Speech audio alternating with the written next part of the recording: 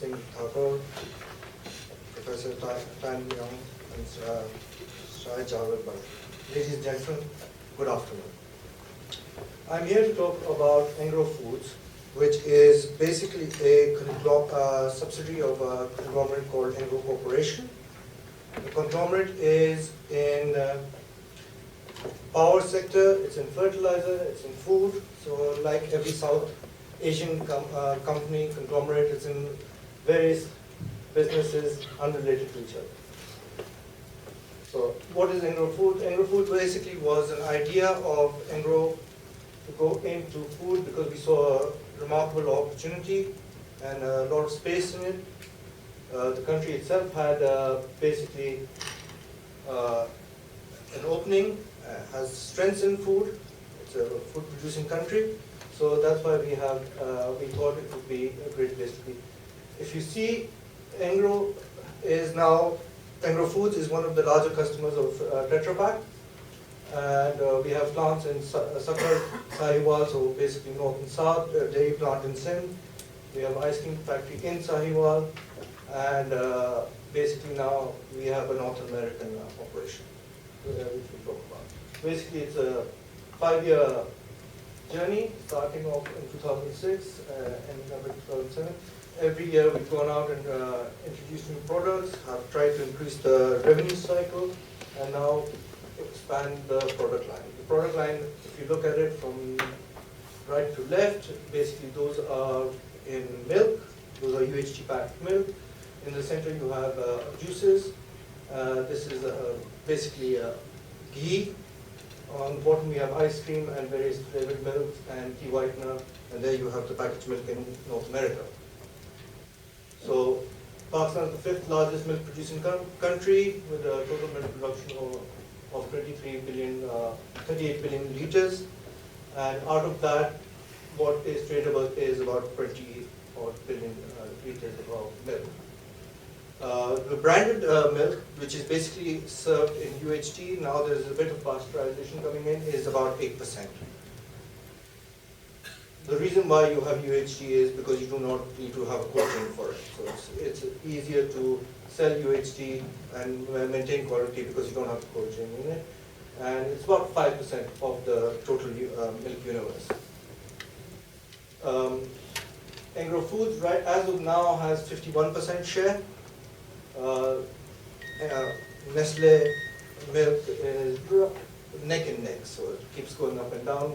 Both of them are reasonably same amount, and then we have a number of small players.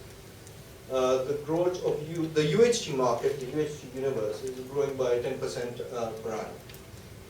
And as you can see, I told you about the product range. Then we ventured into ice cream. We thought this was also an area which had bandwidth in it. 92 million liters and has potential to grow fairly substantially.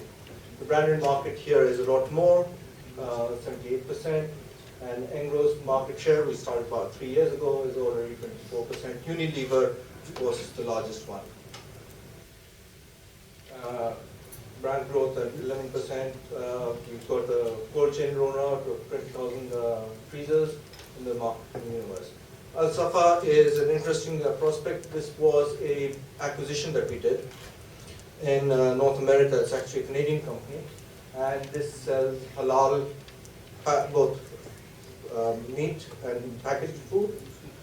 And we thought that there was quite a bit of opening here because halal is becoming more and more known, more and more accepted. So the North American market was one that we felt that would provide us a launching pad for global acquisitions and growth. And as you can see, the acquisition was made for $5 million. Al-Safa is the oldest halal brand, and it's 15% of Canada and 3% of the US. So, and we just acquired it last year, so it's the first year, and we believe that we can be bottom line positive already this year. And it's selling kebabs, rice and breads and everything else. So the opportunity is there, and I believe that hopefully this will be an interesting prospect. Competition basically is limited because it takes a lot of money to roll out the integrated value chain. Also, brand building takes time. We're still in the stage where TV advertisements and newspaper advertisements, a bit of social net advertising is starting, and HR is not limited, but acquiring and keeping the HR motivated can be a challenge. And this is just an illustration of the supply chain, so it's fairly complicated. We collect about 1 million liters a day of milk. And this is done through various structures, either direct to the farmer, maybe through contractors and everything else. And most of this structure now is not cash, it's electronic. So we've had an electronic rollout which has been fairly successful. I mean, the whole system is now becoming cashless. So, sorry. There we go. This is a illustration of the growth. It's 65% compounded annual rate growth from inception. We consciously went for a hockey stick approach where we would invest, take the losses in the first couple of years for accelerated growth, and that has borne fruit. The investment has been pretty substantial at $100 million. We IPO'd Engro Foods last year. It was IPO'd at 25 rupees. Today it's around 68-ish, went up to 75. So it's tripled in market cap, about $500 million worth of market cap now. So these are some ideas of moving ahead. We believe. Anyway, so going forward, we see a lot of, on the global level, a lot of space on the halal meat market. We see that can become an interesting thing. And as far as Pakistan is concerned, to continue with the dairy and ice cream rollouts and associated things.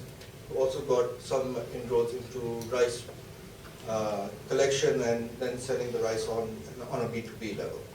So that's on a micro level. I think macro level everybody's dealt with. So that's the presentation. Thank you very much. Thank you very much, Radha, for a very modest presentation around a significant achievement. And I'd just like to